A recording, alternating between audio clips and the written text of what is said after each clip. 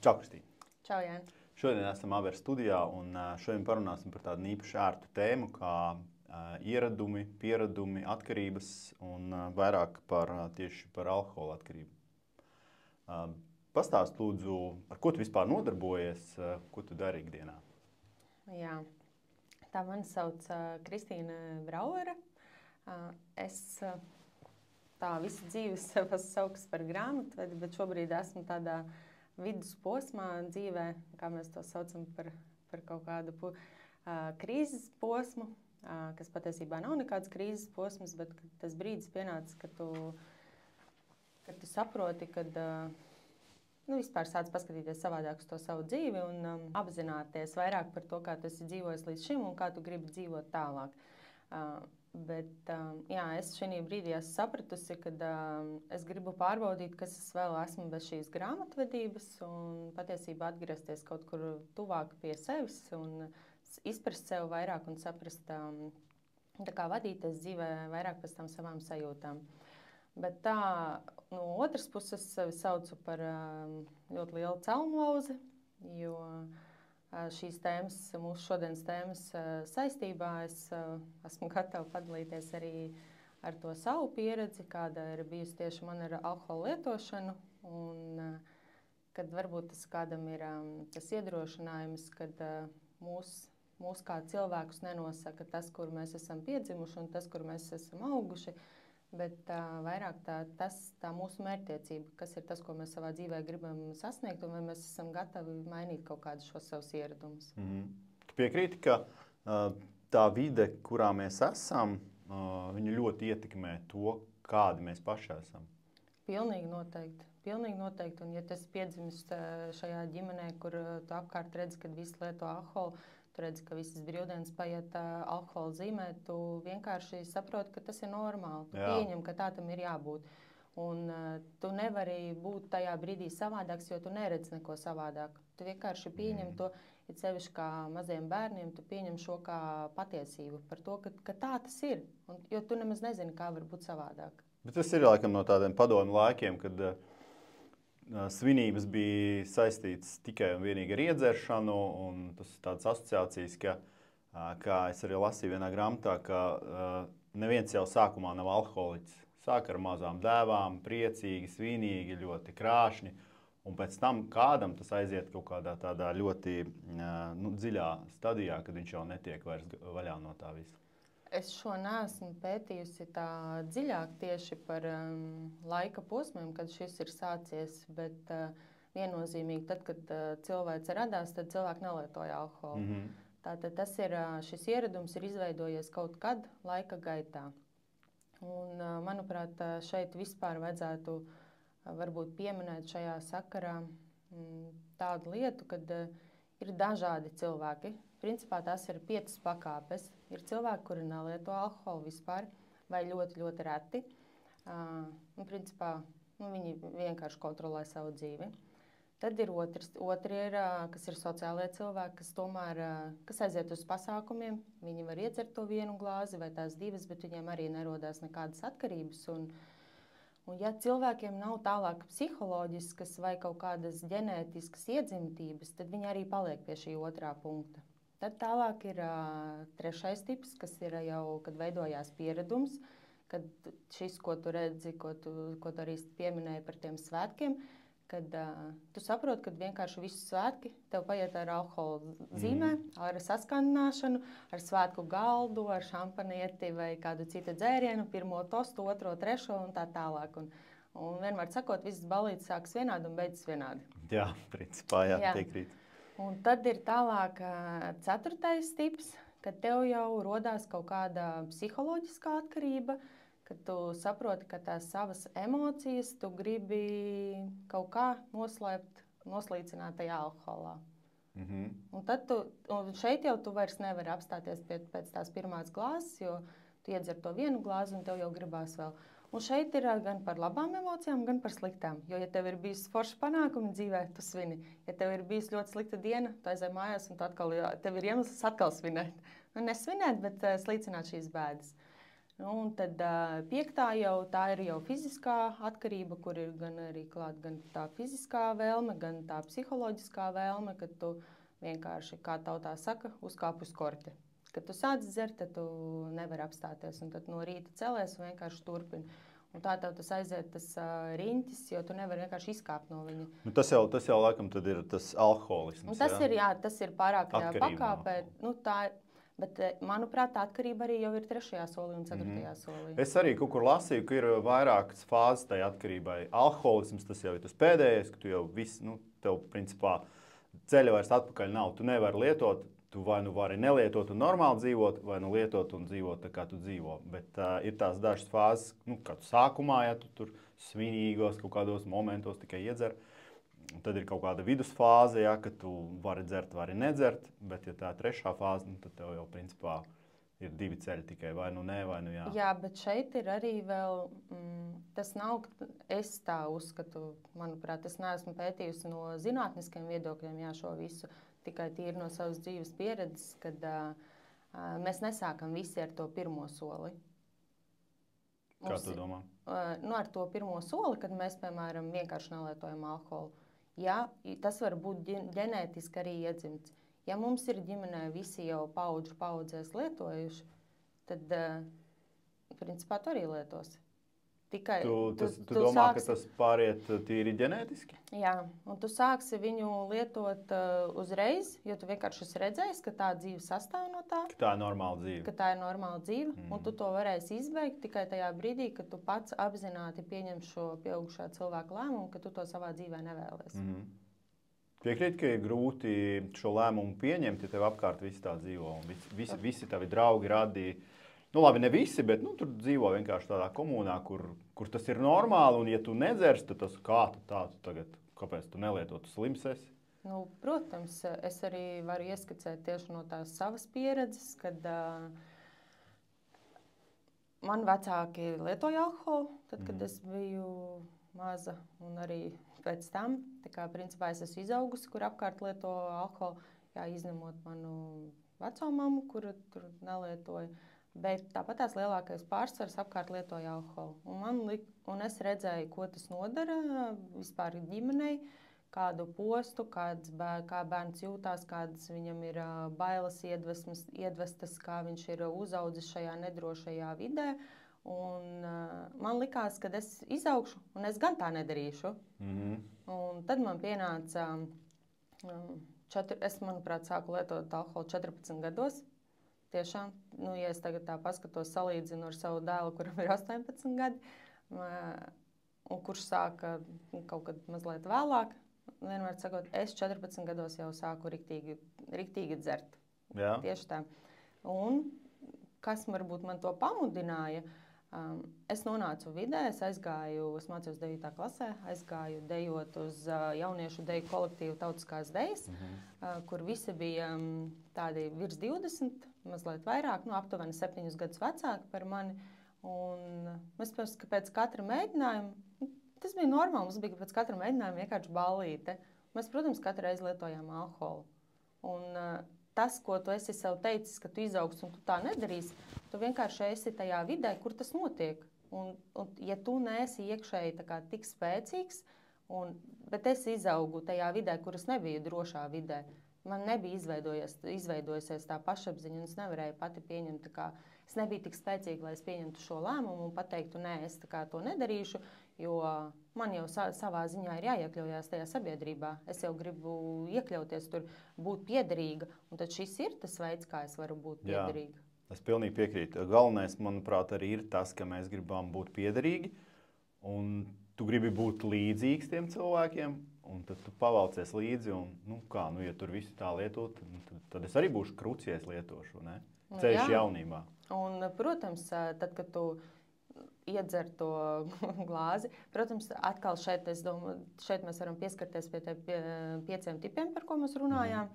Tad es varu teikt, ka es esmu vispār tā atkarību cilvēks pēc būtības, jo, ja es izdzēru vienu glāzi, man uzreiz likās, ballīte, jā, tas pirmais impulss, tusējam, jā, tad kā tā pirmā glāze jau iedeva tev to impulsu tādu, ka par to ballīti, tad kāpēc, lai otrā neiedot vēl lielāku, un trešā vēl lielāku, un ceturtā vēl lielāku? Un tad tev tāds aburtais loks, un kaut kādā brīdī tu saproti, ka tev paliek smagi vienkārši pašsajūtas ziņā.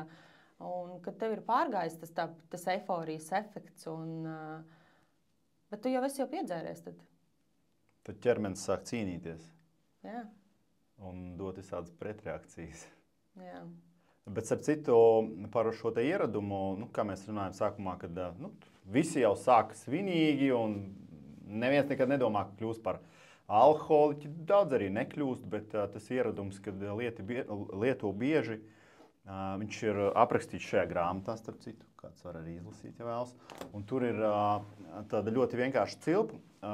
Teiksim, ļoti daudz arī domā, ka hei, es tagad tur 5 gadus tur ļoti nopietni lietoju, un tagad es 1 gadu nepalietošu, un viss, un es būšu izārstējies. Bet tā tas nekad nenotiks, jo ir pierādīts, ka, ja tev atkarība cilpa izveidojusies, tad viņa vienmēr būs.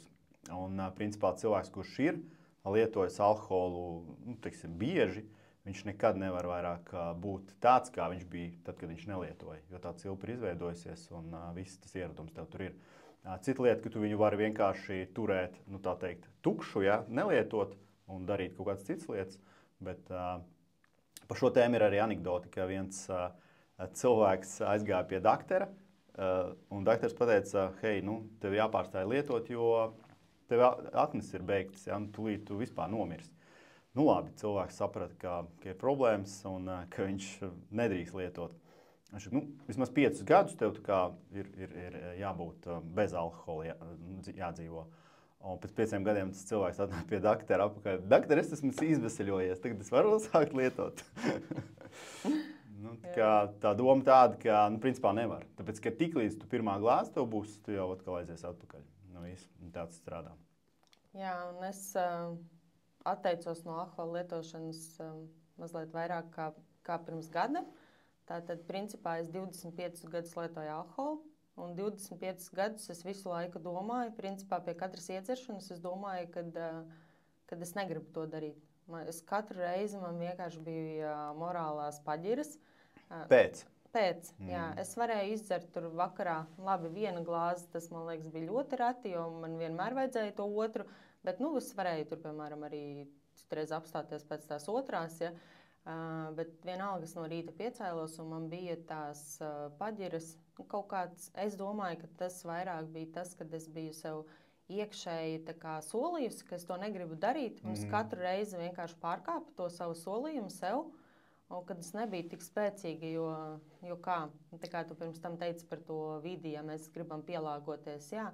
Un tad, kad tev dzīves laikā jau ir izveidojušies apkārt draugi, un tu, piemēram, pastāstīji draudzenei, ka tu gribētu atmest alkohola lietošanu. Jā. Un viņa tā pa jokam tā pasaka, tad jau mēs vairs nebūsim draudzenes. Vai tu man labāk patīc, ka tu esi iedzērusi? Ja? Tev tā reāli bija? Jā, man tā bija.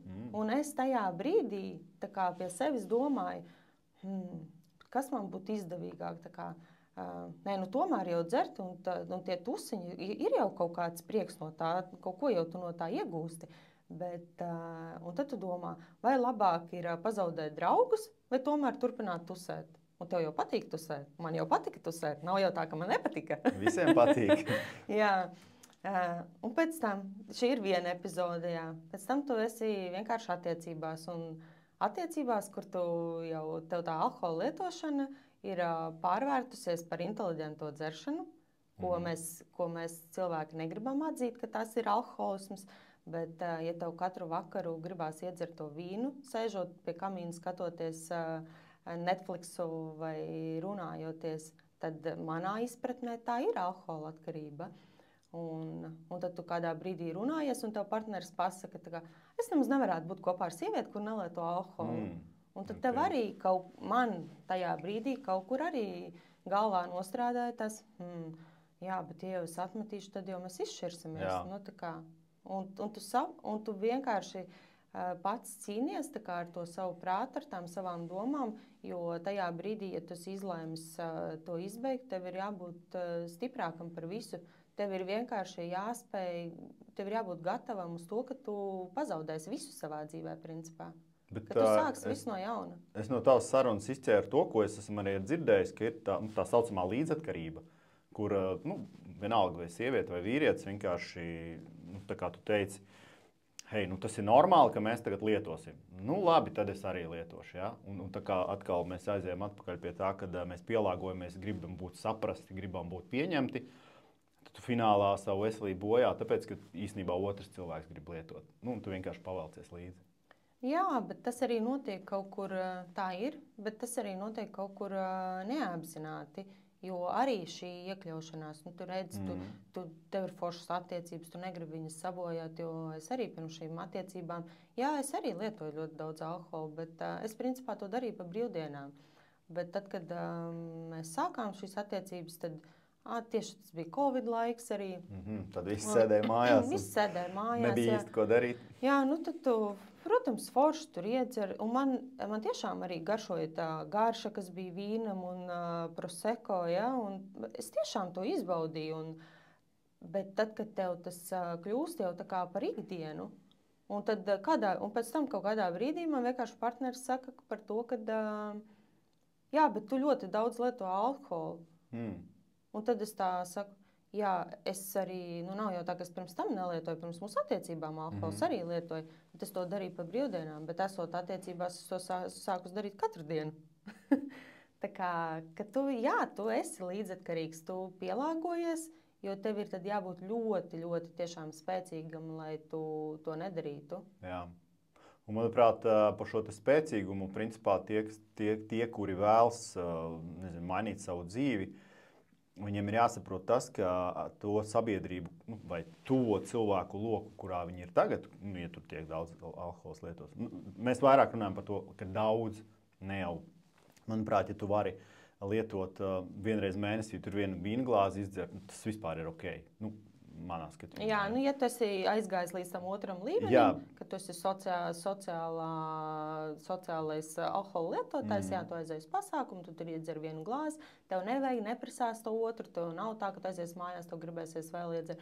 Tu nedzer katras brīvdienas, tu nemeklē draugus, tev nav visi svētki saistīti tikai ar alkoholu. Tad jā, tas ir ok.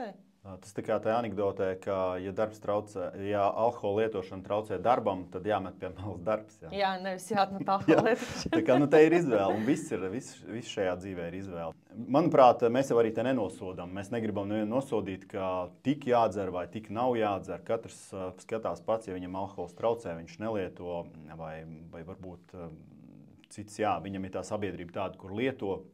Skaidrs, ka tad tev būs jāiet no tās sabiedrības prom. Jo es pieņemsim, mana tā personiskā pieredze ir tāda, ka es arī biju ļoti liels tusētājs. Un man bija tā, ka es gribēju katru dienu jau beigās. Jā, es varēju tur nedēļu vai divas nelietot, bet tad, kad es sāku, un beigās jau bija tā, ka principā, man jau vairs nebija pat tik svarīgi tas tusiņš, cik man bija svarīgi kaut ko iedzert. Un tad es sapratu, ka tā jau ir problēma reāli. Jo ja tu tusiņā tikai lieto, tad ok, bet ja nē, tad jā. Un kas interesantākais, ko es pāanalizēju, tad, kad biju skaidrā, es pāanalizēju, kur man dzīve ved tajā momentā. Un ja mēs saprotam to, ka dzīvē, dabā vispār nav tāds, neitrāls līmenis, ja, tu ej vai uz augšu, vai uz leju, tu to varbūt neredzi, bet tu lēnām vari iet tikai vai uz leju, vai uz augšu. Tu nav tāds, ka tu tur ej stagnāti. Ja kāds domā, ka viņš stagnē un viņš stabili dzīvo, visdrīzāk tā nav. Un tas pats ir ar alkoholu. Tu agrāk vai vēlāk, ja tu to taciņu turpinās, tu aizies lejā.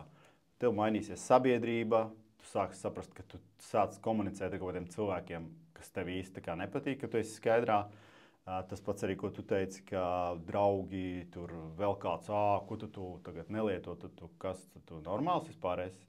Neesi normāls, vai kas tev tur noticis ir, ja? Un tādi cilvēki apkārt, viņi jau tev no viņiem ir jātiek prom, lai cik tas skarbi neizklausītos. Un tad, kad tu no viņiem tiec prom, tad tu vari mainīt to dzīvi. Es pieņemsim vispār no visiem aizbēgu. Un tas bija man tāds. Man nebija ļoti grūti atmest. Man bija reāli tā, ka es pēdējos 2 alus izdzēru vakarā un es sapratu, visas vairāk nekad nedzeršu. Un tā es arī vairāk nekad neesmu dzēris. Jau 8 gadi, man liekas, ir apkārt. Jā, iespaidīgi. Jā, bet sākumā ja mēs atgriežamies pie tās cilpas, tev ir jātiek no viņas ārā.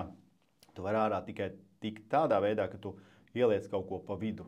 Nu, tiksim, ja tev bija tas apmierinājums apreibināties, nu, tiksim, tā dāvana, ja? Tad šajā gadījumā tev kaut kādai baudai ir jābūt. Tas, ko es ieliku cukuru iekšā, saldumus. Es pārgāju reāli uz saldumiem. Uz limonādēm, saldumiem, un es reāli pieņēmu svarā pa 10 kg. Kaut gan parasti saka, ka, ja tu alkoholu atmet, tad tu notievē. Manā gadījumā bija otrādi. Tas jau, man liekas, tā līdzīgi arī dzīvē notiek par to vāveres riteni, kad tu dzīvo tajā vāveres ritenī, tev ir ļoti grūti izkāpt ārā no tās savas ikdienas, jo tā ikdiena vienkārši rit pēc līdzīga principa. Tev ir viena ieraduma, tu katru dienu principā dari to, ko tu dari. Katru dienu tev ir prognozējumi, nāks brīvdienas, būs ballīte, jā, tev jau kalendārs ir saplānots, jau tur, nezinu, nāk vasara, tu jau aprīlī, tev jau ir katra nedēļas nogala saplānota, kur tu būsi, kur tu tusēsi, ar ko tu tusēsi un kā. Un tieši tāpatās ir par šiem ieradumiem, kad tev ir vienkārši krasi jāizkāpj ārā. Jā. Manā gadījumā tas gan nebija. Es neko neaizvietoju. Es aizvietoju to ar pašizaugsmu to brīdi. Jo... Tu no tās pašizaugsmes arī ieguvi kaut kādu baudu? Jā, protams, jo es vairāk sāku sevi iepazīt, jo man tas deva tādus lielākus aha momentus. Un es sapratu, ka patiesībā ir tik daudz foršas lietas, ko dzīvē darīt, un ka es varu daudz kvalitatīvāk un pilnvērtīgāk dzīvot, ja man nav šīs pakārtotas manas brīvdienas patiesībā alkohola lietošanai. Tas, ko es ieguvu vislielākais, tas bija tā brīvības sajūta, kad nevis alkohols kontrolē manu dzīvi, bet es kontrolēju savu dzīvi. Un tā ir tā ir tik krūta sajūta. Es zinu, ka cilvēkiem, kas nav bijuši šajā situācijā, nav ar šo saskārušies, viņiem var būt grūti saprast, par ko es vispār runāju. Jā, protams. Es saku, ir jau cilvēki, es arī apkārt zinu cilvēkus, kas var ļoti normāli regulēt vai kontrolēt to alkoholu. Un, pat nav tā, ka viņš tur nedēļā reizi dzer, jā, un kas ir ok. Ja viņš tā var, tad super. Bet manā gadījumā arī es tā nevarēju. Un, mēs jau pēc būtības esam cilvēku svinētāji. Ja? Es esmu reāli cilvēks tusiņš. Ja? Es nevaru tā, bet tad, kad man kaut kādā pat vienā momentā likās jaunībā, ka es lietoju tāpēc, lai es būtu interesantāks. Jo man šķiet, ka es tas kautrīgs biju un tā. Tas man bija iemesls. Pēc tam jau tas iemesls vairs, tur jau aizgāja vienkārši tāpēc, ka bija jālieto, visi lieto un viss kārtībā. Un katrs tusiņš bija tāds, ka ir vienkārši jāpiedzerās. Man arī draudzene teica, ka viņai labāk es patīk, kad es esmu iedzērusi. Redz, un manuprāt, tad, kā tu saki, tad tu liec klāt to izaugsmi, kļūsti interesantāks, mācies kaut ko stāst. Lai tu cilvēkam esi interesants, tāds, kāds tu esi. Vienkārši, man liekas, tajā brīdī tu saproti, ka tev ir pilnīgi vienalga, ko tie citi par tevi domā, vai tu esi interesants vai neesi interesants, kad tu pats ļoti labi jau sāc apzināties savu vērtību. Tu pats saproti, ka tu esi ļoti superīgs cilvēks bez šiem visiem ārējiem pastiprinātājiem, un tev vienkārši to nevajag, lai dzīvot un baudīt dzīvi. Okay. Klausies, kā tu domā, kur tu būtu, ja tu būtu turpinājis? Kaut vai gads, tas jau ir labs nogrieznis. Tiksim, ja tu nebūtu izdomājis visu, stop, es to vairs negribu, un tu būtu turpinājis tā, kā tu dzīvoji tad? Droši vien kaut kādās psiholoģiskās problēmās būtu iedzīvojusies, jo man jau tajā periodā, labi, es atmetu tā pirms gada, bet es arī iepriekšējo gadu ļoti maz lietoju. Mājās es vispār nelietoju viena pati un vispār nepirku alkoholu mājās. Jā, ja es tur aizgāju ar draudzenēm, tur satikos, tad bija arī vairāk mēnešu, kad vispār neko. Principā tas gads man bija tāds sagatavošanās pārējais gads, jā, lai es ietu uz to lēnām, uz to savu mērķi. Jā, es darīju tos mazos darbiņus. Jā, man bija tur tie pasākumi, kuros es dzēru un principā, kuros es norāvos. Bet es nākamā dienā atkal atgriezos pie tā, kad es gāju lēnām uz to savu mērķi. Bet jā, tas, ko sapratu, ka tu vari atmest tikai tajā brīdī, kad tu tiešām esi sev pateicis, ka tu to vairs nedarīsi, un tajā brīdī tev vairs nav ne grūti, nekā savādāk. Man tieši interesanti, tagad Facebookā rādās kaut kādas reklāmas par tabletēm, kas tev palīdz atmest alkohola lietošanu. Ko tu par viņām domā? Starp citu, es tieši pirms šīs sarunas apdomāju to savu ceļu, un es vispār nepiekrītu, ka nevar izārstēties. Tāpēc, ka tu nevari no tā ieraduma dabūt ārā. Es ļoti daudz cilvēku, arī šovos visos tagad ir, ja, tur ir cilvēkiem tās atkarības, nopietnas atkarības, un ka viņi iet tur ārstēties un tad viņš saka, es mēģinu tur atmest un tā. Tu nevari mēģināt, vienkārši vai tu atmet, vai tu neatmet. Un kāpēc to izdarīt? Tiksim, man īstenībā es ilgi arī domāju, man arī bija pārējais periods kaut kāds, ka es ik pa laikam domāju, ne, viss, un tad viss norāvos. Un tad es vienkārši domāju, kas ir tas, kāpēc atmest? Kādu dzīvi es varētu dzīvot? Un es vienkārši saliku svaru kausos, es sapratu, reku, man tagad ir alkohols un tāda dzīve. Ja es pieņemsim alkoholu atņem nost, kāda dzīve man varētu būt tad? Un es paņēmu, ieliku tajā svaru kausā to savu, tā teikt, skaisto nākotni. Un es sapratu, ka ar tādu dzīvi, kā es dzīvoju tad, es nekad to nesasniegšu. Un es sapratu, viss, tad man ir divi ceļi, vai nu es turpinu, neju uz leju, vai nu es eju uz augšu. Protams, tas viss ir paša rokās, tev jācīnās, lai tu tiktu uz augšu, bet skaidrs, ka bez alkohola tas ir vienkāršāk. Jā, es laikam tā nebiju salīdzinājusi, kāda varētu mana dzīve būt bez un kāda ar, bet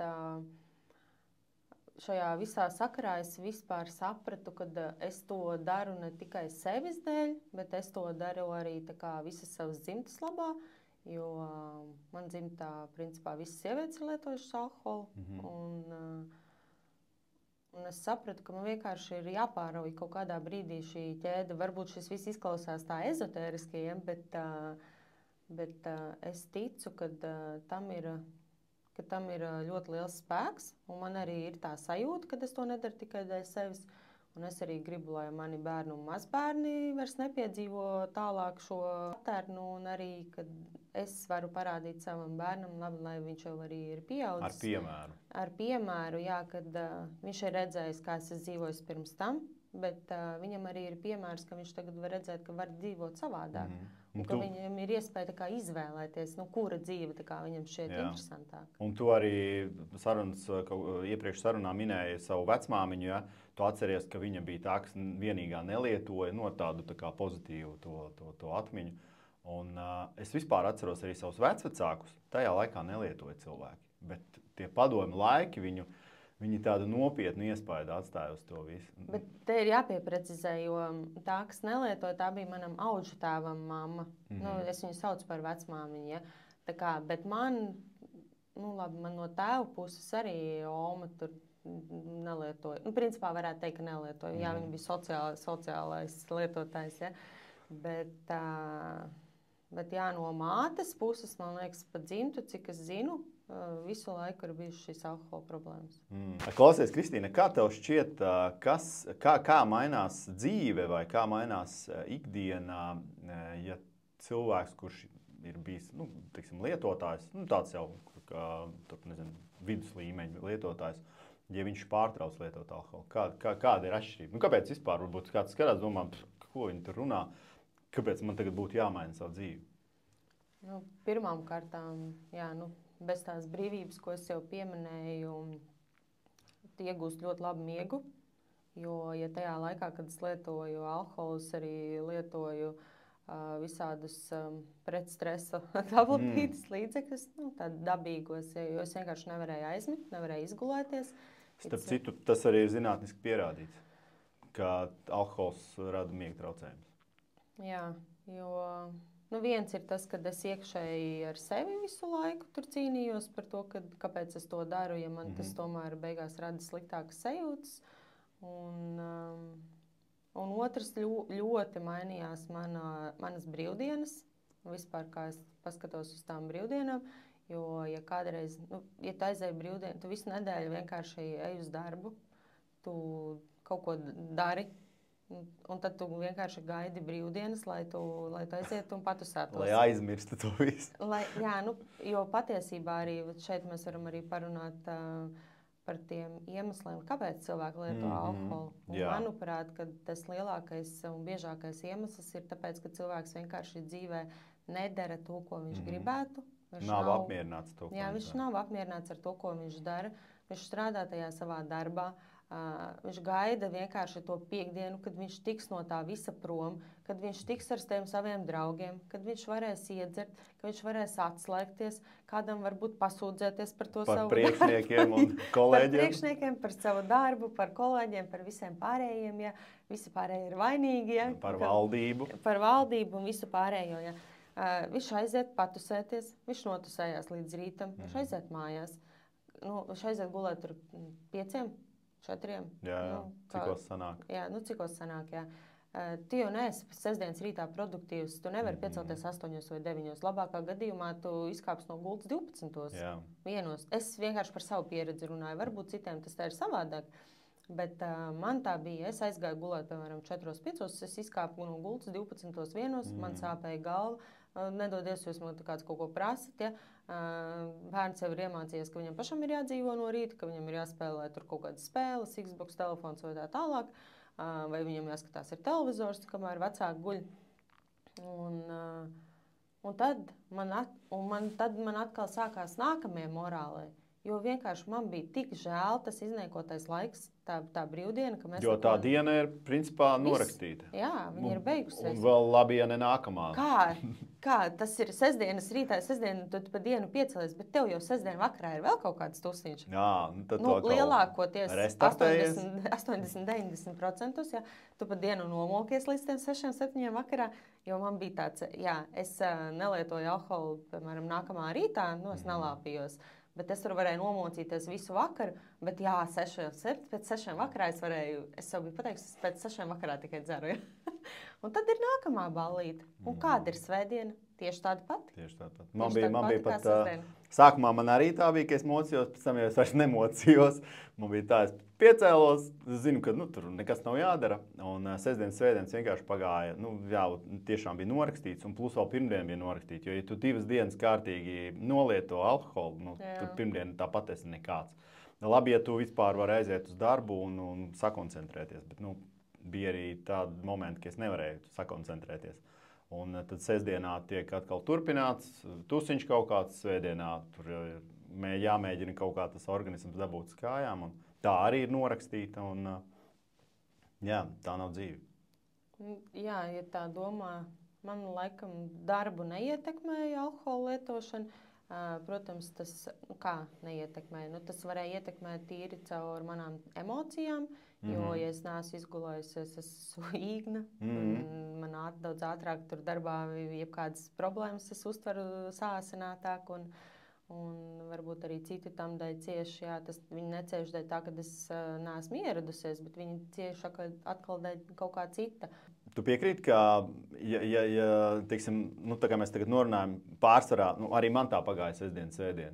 Nekā, tās dienas bija norakstītas, ne es tur grāmatu lasīju, neko es nedarīju. Vienkārši trūlī tās dienas nodzīvoju, un ja mēs pareiķinām pa gadiem, cik sanāk tās 2 dienas mēnesī, gadā un cik gadus, jā, tad principā, droši vien vecumdienās būtu pretīgi domāt, cik tu esi dienas vienkārši no savas dzīves izdzēsis.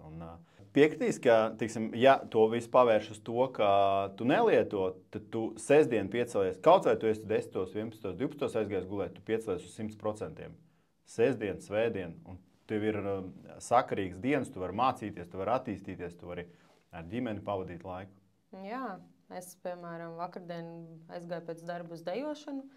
Es jutos ļoti piepildīta, emocionāli uzlādējusies, un vēl satikos ar draudzeni, padzērām tēju, papļāpājām. Aizgāju ap 12. naktī gulēt. Es šodien jau pamodos pirms 8, aizgāju uz treniņu, noskatījos vēl semināru pirms mūsu šī ieraksta, sataisījos un braucu. Un tas reāli līdz 1 dienā es jau paspēju izdarīt ļoti daudz. Un es vairs nemokos ar šiem pārmetumiem. Un arī tas, ko cilvēks stāsta par to laiku, ja, kad viņiem tur nav laika to izdarīt kaut ko, tad es varu teikt, ka alkohola lietošana paņem ļoti daudz laika. Tam laiks ir, bet mācīties laika nav. Jā, jo tas, kamēr tu gatavojies ballītē, tu esi ballītē, un pēc tam, Jo tev jau nestrādā vienkārši smadzenes, tev nestrādā galva, tu jau pēc tās balītes nemaz kāda grāmata, Protams. kāds tev podkāsts, kādas tev tur lekcija vai seminārs. Mēģināt to ķermeni izvilkt līdz pirmdienai. Ķermenis ir dusmīgs, organisms ir dusmīgs, ka tu viņu saindējis. Viņš mēģina atkopties. Un īstenībā es arī lasīju, kāpēc vispār rodas paģiras, tāpēc, ka ķermenis tiek dehidratizēts. Un visas tās indes, kas ir, neskaitot to, ka smadzeņu šūnas atmirst katru reizi, kā tu dzer, neatgriezeniski. Par to cilvēku vispār nedomā un nelasa un negrib zināt. Un aknas bojā neatgriezeniski. Labi, aknas ir orgāns, kas atjaunojās, bet smadzeņu šūnas ir neatgriezeniski mirst. Un katru reizi, ja tu lieto, tad gadiem tu beigās sāc, tev valoda raustās, tev atmiņa zūd un visādi brīnumi nāk klāt. Tāpēc es pieņemsim uz doto momentu, atsakoties no alkohola, es nesaprotu, kāpēc cilvēki lieto. Un godīgi. Es nevienu, teiksim, šeit nevervēju atmest alkoholu, bet es esmu bijis tajās kurpēs, un es nekad tur negribu atgriezties. Kā tev? Jā, man ir tieši tāpat. Es ar visu turēšos pretīm, lai man nav vairs šī dzīve, jo es saprotu, cik tagad es esmu. Es dzīvoju tiešām mierā un harmonijā un laimē, un es katru dienu atrodu, par ko tiešām būt pateicīga. Man ir visu laiku mērķi, man ir tas pozitīvisms, man vairs nav principā nekāds stress. Jā, tie izaicinājumi dzīves ir, bet tie jau ir cita līmeņa, Protams. Tu jau mācies cita veida mācības, tu ieliec sevi citā vidē un saproti, ka tev vispār pavarās pilnīgi cits skats uz dzīvi, ko tu iepriekš nekad neesi zinājis un redzējis. Jā, un galvenais, ka cilvēki nesaprot to, ka tā dzīve radikāli mainīsies. Protams, problēmas tāpat visiem ir, arī mums ir viņas, bet viņas ir jārisina. Bet to arī var organiskāk viņas atrisināt, ar skaidrāku prātu pieiet, analizēt situācijas un kaut ko darīt varbūt pareizi. Nevis vienkārši, ir problēma, kaut kā atrisināšu vai neatrisināšu nekad. Man šķiet arī tā psiholoģiskā noturība ir daudz lielāka, un tu jau šīm situācijām tu jau paskaties vairs ne ar tādu emocionālu pieeju, bet tev ir tāda skaidra galva, tāda skaidra vīzija, skaidrs redzējums. Tu spēj novērtēt kā pieaugušais jau viņu. Kas ir interesanti, ka es lasīju, ka alkohols it kā mūs apreibina, viņš tādu labsajūtu mums dod, bet tāpat laikā viņš mums dzēš no organisma serotonīnu, kas tev stabilizē garstāvokli. Un īstenībā ilgtermiņā alkohols tikai izdarīs to, ka tu būsi ļoti neapmierināts savu dzīvi, jo principā arī pat doktori raksta, ka tu vari iedzīvoties depresijā. Bet it kā viņš tev dod kaut kādu it kā labu, kaut ko tādu pozitīvu, tādu vieglu sajūtu. Manā gadījumā jau arī tā bija. Cilvēkam no malas liekas, par ko tev vispār stresot, par ko tev vispār sūdzēties. Tev ir labs darbs forši, tev ir foršs partneris, jums ir forša dzīve. Jums viss ir. Tā kā laime pilnīga no malas šeit. Tu dzīvo uz nofēna. Kas tev nepatīk? Ar ko tu esi neapmierināts? Tu jau visu laiku prātā ar šīm domām, ar to, ka pirmkārt tu neesi patiesa pret sevi, otrkārt tas, ka tu nepildi to solījumus pret sevi, un tu jau nespēji iegūt to laimes, to piepildījumu, jo tev jau emocionāli tu neesi vairs tik noturīgs, un alkohols ir tieši tas, kas to emocionalitāti tev pazemina. Jā, un tas jau nav nekāds brīnums, tie ir vienkārši ķīmiskas reakcijas, kas mums organismā notiek. Alkohols tā ir milzīga inde, un ko es vēl vakar izlasīju, kas interesanti, pasaulē alkoholu lieto 2 miljardi cilvēku. 2 miljardi, tas ir vairāk kā puse. Un alkohola ietekmē noziegumi, kriminālās, viss cilvēki iet bojā vairāk nekā no terorisma, autoavārijām un visādiem tādiem cīkiem noziegumiem kopā ņemti. Alkohols normālu postu dod. Jā, es domāju, ka arī es tam pilnībā piekrītu, jo arī paskatoties, piemēram, pēdējās nedēļas aktuālo tēmu par vardarbību, kad alkohols izraisa vardarbību. Ļoti daudz cilvēki paliek vardarbīgi. Lielākoties vīriešu kārtas pārstāv. Es nezinu par sievietēm, bet tas, ko es, piemēram, arī esmu savā dzīvē piedzīvojusi, Arī tur, kur man dzīvē ir bijis alkohols, tur ir bijusi arī vardarbība, jau arī bērnībā. Un tajās es arī es jau pateicu bērnībā, kad es izaugšu liela, tad es nelietošu alkoholu un es neļaušu nevienam pret mani vardarbīgi izturēties. Un man bija pirmās attiecības, kur man vienkārši partneris atspārdīja. Viņš bija aizgājis uz ballīti, viņš bija visu nakti dzēris koncertā, viņš atnāca mājās, viņam kaut kas nepatīk. Es nebiju lietojis alkoholu tajā brīdī, es nelietoju. Un viņš vienkārši man sāka kaut ko pārmest, kaut kādas lietas, ko es vispār neesmu darījis, kas viņam ir kaut kur likušās. Un vārds pa vārdam, viņš vienkārši sāka mani spārdīt. Un tas, ko viņš man nākamā rītā, viņš sēž uz ceļiem lūdzās, ja, un viņš man saka, piedod, tas jau nebija es. Man vienkārši, es iedzēru, man aizkrita šķirmes ciet. Alkohols tev ir attaisnojums, tu vari darīt jebko, un tev ir attaisnojums. Man vienkārši aizkrita šķirmes ciet. Tu vispār zini, ko tu esi nodarījis cilvēkam ar to savu darbību, ka tev vienkārši aizkrita šķirmes ciet. Ja tev krita šķirmes ciet, tad tu nedrīkst lietot alkoholu. Tā ir tā pirmā pazīme jau. Piekrīt. Tā kā tam visam blakus ir ļoti liela daļa, man liekas, arī tieši šī vardarbība, tas, kā mēs izturamies. Un arī, manuprāt, ir daudz cilvēku, arī es domāju, ka ir daudz attiecības, kur partneri savā starpā nevar izrunāties skaidrā. Un tad, kad tu lieto šo alkoholu, tad turpat arī var nebūt vardarbīgs kaut kāds rezultāts. Bet cilvēki spēj kļūt atklātāki. Jā, viņi atverās atklātāki. Un tad ir tas lielais mīlestības uzplaiksnījums, kad viņi redz, kur tad beidzot viņi ir forši pavadījuši vakaru, viņi ir forši no sirds izrunājušies. Bet tam jau būtu jābūt arī skaidrāk, ka tu to vari izdarīt. Tev nav jāiedzer, lai nonāktu līdz šai stadijai. Tu piekrīti, ka alkohola reibumā vispār emocijas, sajūtas, viņas ir ļoti notrūlinātas? Notrūlinātas, un viņas vispār nav, manuprāt, ir kaut kā viņas kļūst tādas pārspīlētākas, manuprāt. Jā. Es nezinu, no zinātniskā viedokļa, kā šo būtu skaidrot, bet tas mīlestības uzplūdums tev ir lielāks. Protams, ka alkohols dod kaut kādu eiforiju. To jau mēs nevaram noliegt, bet tas vismaz man tā pieredze tāda, ka tas ir sākumā. Pēc tam jau tev kaut kāds cits ķīmisks darbības pēc tām smadzenēm iet vaļā. Man liekas, jau pēc tās, nezinu, tur pēc kaut kādas pirmās pusstundas, man liekas, ka man tā bija.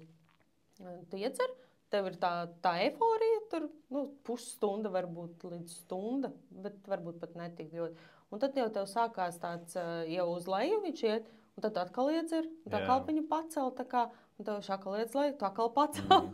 Jā, un principā tas arī ir tas, kāpēc cilvēki turpina lietot, jo katru reizi tu iedzerot, tev tā bauda rodās, it kā bauda. Un īstenībā tas, ko vēl es lasīju, ka ja tu regulāri lieto, tad katru reizi nākamo tev būs vajadzīgs vairāk alkohols, lai apreibinātos. Un ja tie gadi, tad, ja tur varbūt 18 gados vai cik, kurš tur sāk lietot, ja tev tur pietika ar glāzīti, tad pēc 10 gadiem tev jau vajag tur veselu pudeli ar vodku pieņems. Jā, tas droši vien ir tādā ļoti lielā atkarībā, jo es lietoju 25 gadus, bet es tāpatās varēju apreibināties no 2 vīna glāzēm, no 2 proseko glāzēm. Tā kā man šķiet, ka nebija. Bet, protams, tu jau uztrenē to izturību, ka tu jau vari izdzert tur pudeli vīna, un tev tas liekas, ok. Kā tu domā, tiksim, kur cilvēki pazaudē varbūt to kontroli, jo jā, es zinu cilvēks, kas neuzskata sev par alkoholiķu, bet viņš katru dienu dzer. Tas ir alkoholiķis? Nē, es tur vakarā, pie pusdienām vai vakariņām. Tas tāpatās kā nācijas, kur pie vakariņām ir vienkārši ierasts dzert to glāzi vīna. Es uzskatu, ka tas ir alkoholisms. Teiksim, Itālija, Francija. Jā. Tas ir, manā izpratnē, tas ir alkoholisms. Kāpēc tu nevari paēst vakariņas bez tā vīna? Starp citu, zinu, ka tu ūdeni nedzer.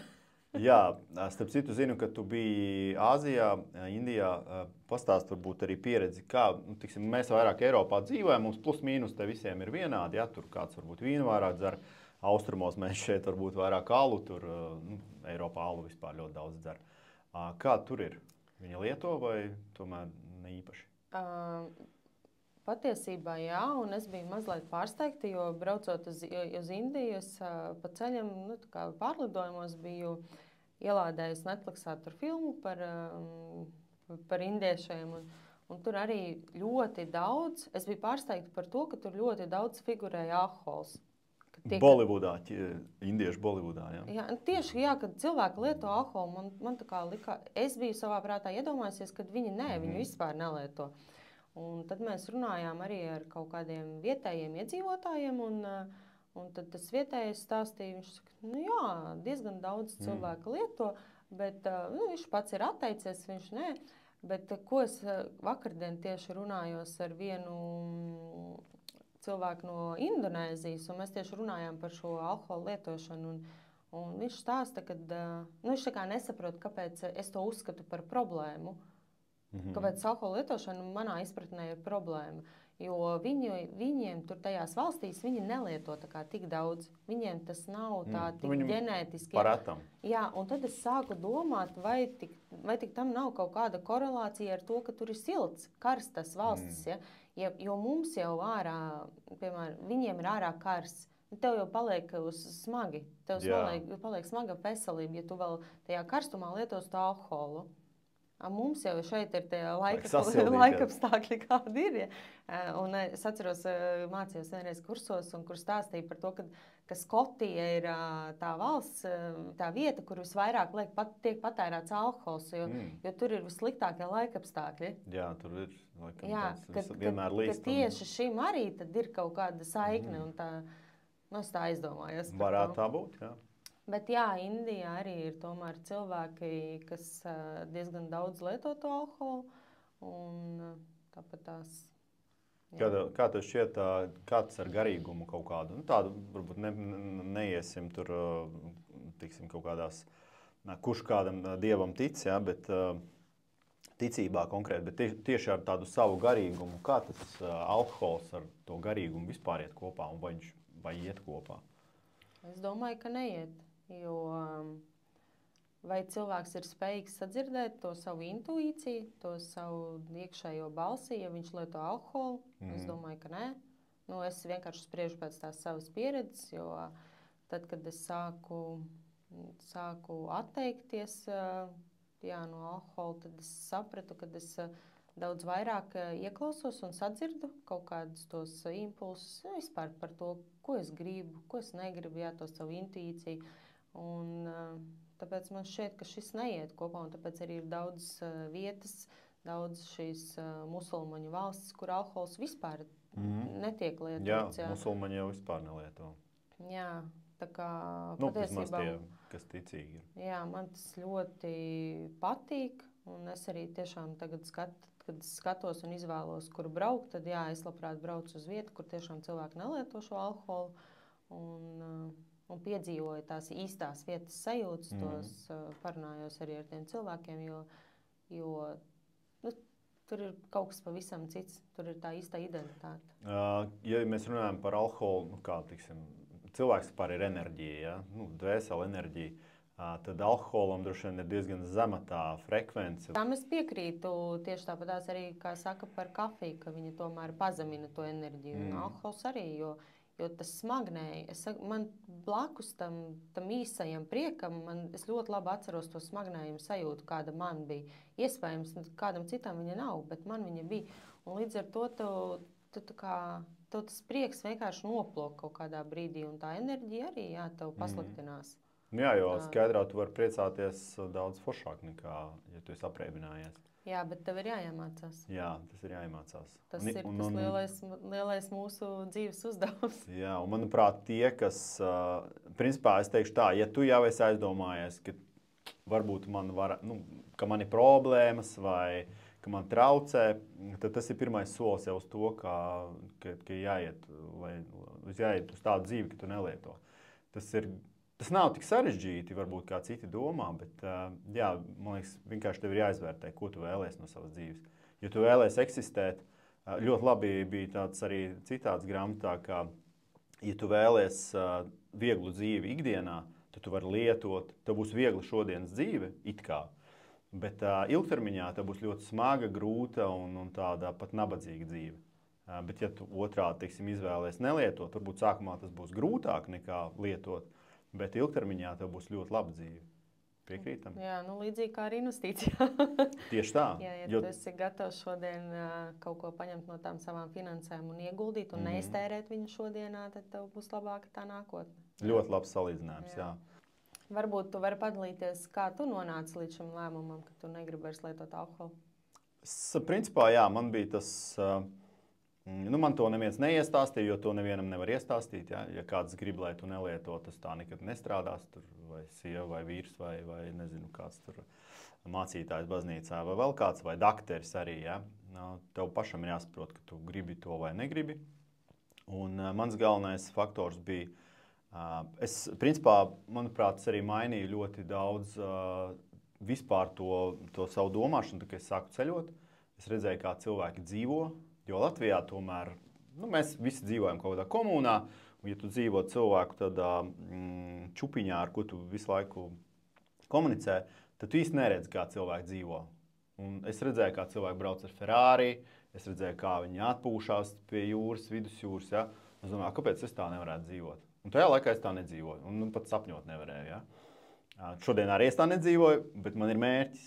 Un es tad sapratu, ka tā kā es tā dzīvoju, es nekad nenonākšu to cilvēku vietā. Bet, ja es atmetīšu, tad iespējams kādu dienu es aiziešu līdz tam. Protams, tas ir tāds ļoti liels un smags ceļš. Ne jau mans mērķis ir tur ļoti daudz naudas, bet nauda rada brīvību un arī to brīvības grib iegūt. Un arī palīdzēt cilvēkiem. Un tad es sapratu, ka nē, man ir jāiet cits ceļš, jo ar to ceļu es nekur neaiziešu. Un tā kā es to sākumā teicu, es gāju tikai uz leju.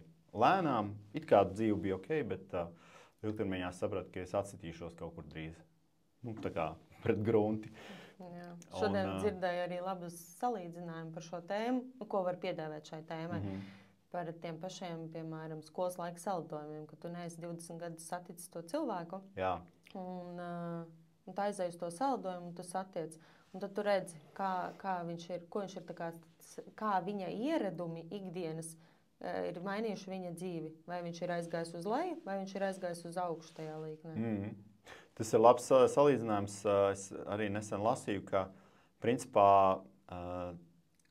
tu parādi to, ko tu dari tad, kad neviens neskatās. Pēc tevis to var redzēt. Jā. It kā liekas, ka nevar redzēt. Ka tur varbūt arī kāds tur pa kluso mājās iedzer, vai nerunāsim vēl par narkotikām, to visu var redzēt. Ja tu nemācies, to arī var redzēt. Ja tu nelasi grāmatas, to arī var redzēt. Ja tu neinteresējies ne par ko, to arī var redzēt. It kā liekas, ka visi ir vienādi, bet nav tā. Un tas ir labs salīdzinājums, ka jā, pēc kaut kādiem gadiem, kad tu to cilvēku neesi redzējis, un tu, pasties, var redzēt, cilvēks ir gājis uz augšu, vai arī uz leju. Jā, bet tas, kas atkal šeit no tavas sarunas, pie kā es atgriezos atkal par to vāveres riteni, par tiem taviem ikdienas ieradumiem, jo, ja tu gribi mainīt kaut ko, ja tu saproti, ka tu arī vari būt tas, kurš brauc ar to Ferrari, tad tev ir jāizdara kaut kas pilnīgi krass, tev ir jāizkāpj ārā no tiem saviem ikdienas ieradumiem, tev ir jāpamaina pilnībā savu ikdienu, lai tu sāktu darīt kaut ko citu. Jo tu jau saproti, ka darot šīs lietas tā, kā tu dari, tu nevari vienkārši sasniegt citus rezultātus. Un es īstenībā, to, ko tu man arī stāstījusi, ka man šķiet ļoti labs variants ir arī tā, kā es to izdarīju. Es principā aizbēgu no Latvijas. Aizbēgu. Vienkārši man bija darbs ārzemēs, un es tādā veidā tiku prom no visa tā, kas ir te, kas man agrāk, kur es biju, dzīvoju tajā tusiņā mūžīgajā, un es tiku prom. Un tad es sāku saprast, ka es taču varu mainīt. Man bija kaut kādi tādi, varbūt, pozitīvi apstākļi, ka man neviens vairs netraucēja no tiem. Es neteikšu, ka man kāds traucē no tiem cilvēkiem. Tie visi cilvēki ir forši, ko es agrāk arī kopā tusēju un tā, bet varbūt es viņiem traucēju kaut kādā momentā, kad es biju piedzēries visdrīzāk. Un ja kāds skatās, neņemiet ļaunā, ja? Es neesmu vairs tāds, kas es toreiz biju. Un manuprāt, tas ir forši, ka tu saproti arī to, ka tu vari aiziet. Un, ja cilvēki Latvijā kāds varbūt arī grib, kur ārzemes, ja? Kaut vai pārcēlies citu pilsētu. tiec prom, sāc savu dzīvi. Nu, tas ir kaut kādas grūtības, bet var to dzīvi mainīt. Bet es nepārcēlos. Es paliku turpatās dzīvot. Es nenomainīju savu tā vidi, tā kā geogrāfisku to vidi, jo es sapratu, ka nomainot to vietu un to vidi, nav jau tā, ka tev uzreiz mainīsies tie tavi ieradumi. Protams, nē. Es vienkārši, bet tas bija ļoti apzināti, es vienkārši 2 mēnešus sēdēju mājās. Es netikos ne ar draudzenēm, es negāju ne uz vienu pasākumu, es negāju darbā uz nevienu pasākumu. Es vienkārši negribēju ielikt tā kā sevi tajā situācijā, kur man būs jāpārbauda, tā kā, vai mans tas lēmums ir stiprāks vai nē. Es vienkārši sēdēju mājās. Bet es tajā laikā, tas nebija tā, ka es tur sēdēju un vienkārši raudāju. Es vienkārši sēdēju, lasīju grāmatas. Izolējies. Jā, es izolējos, bet es ieguldīju to laiku, es ieguldīju savā pašizaugsmē. Un tagad pagāja 2 mēnešus, atceros, mēs aizgājām ar draudzeni uz restorānu, un tad es nevarēju tā kā saprast, tev ir tik liels ieradums, ka tu aizies, tu pasūtīsi savu vakariņas, un tu pasūtīsi savu to vīna glāzi. Un tu nesaproti, kā, ko tev pasūtīt? Tēju, restorānā. Ūdeni. Tēju, tā kā, kaut kā neliekās normāli. Un jā, tad tu pasūti ūdeni. Es atceros, es jutos nērti kaut kā, dīvaini. Jā, jo tas ir pieredis. Kā, tev restorāns vienmēr liekas ar vīnu vai par seko glāzi. Varbūt citiem liekas, tas gan nabadzīņš tur tēņu dzer, jā, nevis vīnu. Jā. Un tajā brīdī es sapratu, jā, ok, labi, te ir jāizdomā vienkārši kādu dzērienu es dzeršu, ka var būt savādāk. Jā, sākumā tas ir grūti, man arī bija grūti. Un īstenībā tādā ziņā, manuprāt, tā pieredze mums ir ļoti līdzīga, jo es manuprāt, gadu, es pat teiktu vairāk, es vienkārši negāju uz nevienu tusiņu. Labi, man bija forši tas, ka es ārzemēs daudz dzīvoju, un es tā kā Latvijā nebiju gandrīz. Bet mani aicināja, ka es biju Latvijā, un es negāju. Un tie cilvēki apvainojās. Piedodiet, lūdzu, bet tā bija mana izvēle, jo es sapratu, ka es gribu mainīt savu dzīvi. Un man arī bija bail. Es aiziešu, un es varbūt noraušos. Es tur paņemšu to pirmo aliņu un visu, un vecās kurpes. Jā, jo tu jau varbūt neesi iekšēji tik spēcīgs tajos savos lēmumos, jo tev tomēr ir jāpasaka nē, un tas ir diezgan grūti pateikt dažādās situācijās. Un tie stāsti, ka es esmu cik daudz dzirdējis, ka es nelietošu visu, aiziet uz tusiņu, visi vecie biedri, jā, čomi, tur čomenes, jā, un visu. Kā tad tu man necieni, jā, visu, un aiziet. Un tu nevari tajā sabiedrībā atmest. Tas nav iespējams. Piekrīti? Jā, pilnīgi noteikti. Tev ir jāpaiet vienkārši laikam, kamēr tu esi tiešām nostiprinājis to savu, kāpēc tu to darīsi, jā, to savu iemeslu. Un man arī, piemēram, es esmu par šo tēmu arī padalījusies tur savā Instagramā, ik pa laikam padalos par tām savām sajūtām. Tiešām godīgi atzīstot, kā es jutos, kā es domāju. Protams, nav jau patīkami vienkārši izģērbties visu priekšā, ja, un pastāstīt, kāpēc tu esi tur tā domājis, vai kāpēc tu esi tur atzīt, ka tu esi tur daudz lietojis. Un es arī sev uzskatīju par alkoholiķi, jo es uzskatīju, ka katru dienu lietot alkoholu nav normāli. Un tad man ik pa laikam, kad es padalos ar šiem ierakstiem, tad man jautā, tu joprojām pieturies pie tā? Jā. Ne tikai vakar.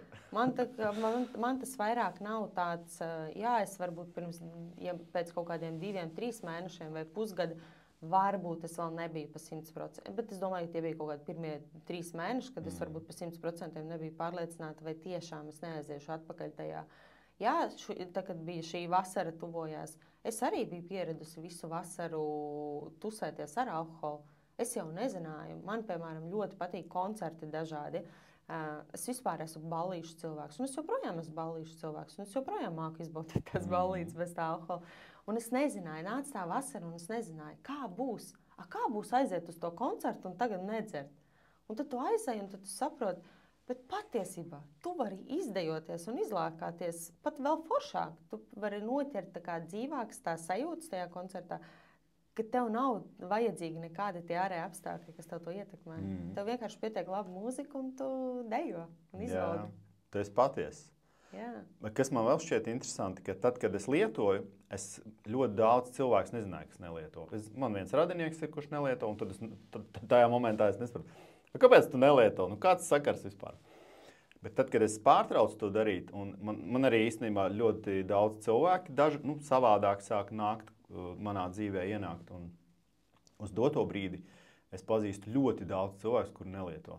Tev arī mainījās tā proporcija cilvēku? Jā, bet man šķiet arī kādreiz tas nebija tā kā tik aktuāli, un man liekas, ar pēdējos gados, arvien vairāk cilvēku izvēlās nelietot. Bet man bija vēl viena cita lieta, ko es tev gribēju pajautāt to jautājumu. Ar tev bija tā, tad, kad tu lietoji un bija kāds, piemēram, kurš nelietoja, tu negribēji pie viņa braukt ciemos? Piemēram, ja jābrauc kaut kādas svinības, tur Ziemassvētkus svinēt vai kaut ko. Man bija tā, ka es daudz tādus nepazinu cilvēkus. Saka, man viens radinieks, kurš nelieto, jau, man liekas, viņš pat nekad nav lietojis. Un tas bija vienīgais. Bet es nesaprotu, kāpēc viņš nelieto. Un jā, tas varbūt bija tāds moments, ka, kā tad es tur pie viņa braukšu, viņš nelieto, es tur piedzeršos, viņš smiesies, ja.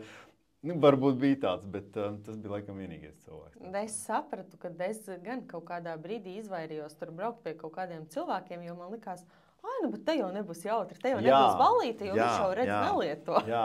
Jā, varbūt arī tas, ka nebūs jautri, jo tad, kad tu lieto, tad tev liekas, ka tikai sāksies, ja, bet īstenībā es tagad arī esmu skaidrā un esmu redzējis, kā cilvēki, varbūt nepiedzerās, bet jau pa daudz iedzer.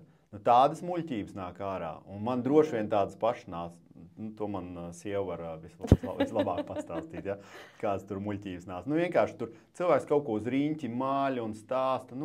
Tur nekā interesanta nav no tā cilvēka. Tā kā par cienu. Runā ar sienu. Vienkārši viņš ir ietiepies savā, vispār neko nav gatavs dzirdēt un redzēt apkārt, kas notiek. Un man pat tagad ir tā, ka ja ir tusiņš un es redzu, tur jau ir pa daudz, man jau vairs nav interesanti. Es izolējos vienkārši. Ja viņi, teiksim, ja cilvēks drusku iedzer adekvāti runā, ok, nav problēma. Es neesmu tur ne par, ne pret. Katrs izvēlās, kādu viņš dzīvi grib dzīvot, bet jā, man pašam tas nepatīk. Bet tad, kad es tāds biju, man likās, tas bija krūti. Tas tajā haipā vienkārši iekšā, un tu nesaproti, kā tas izskatās. Jā, tieši tā.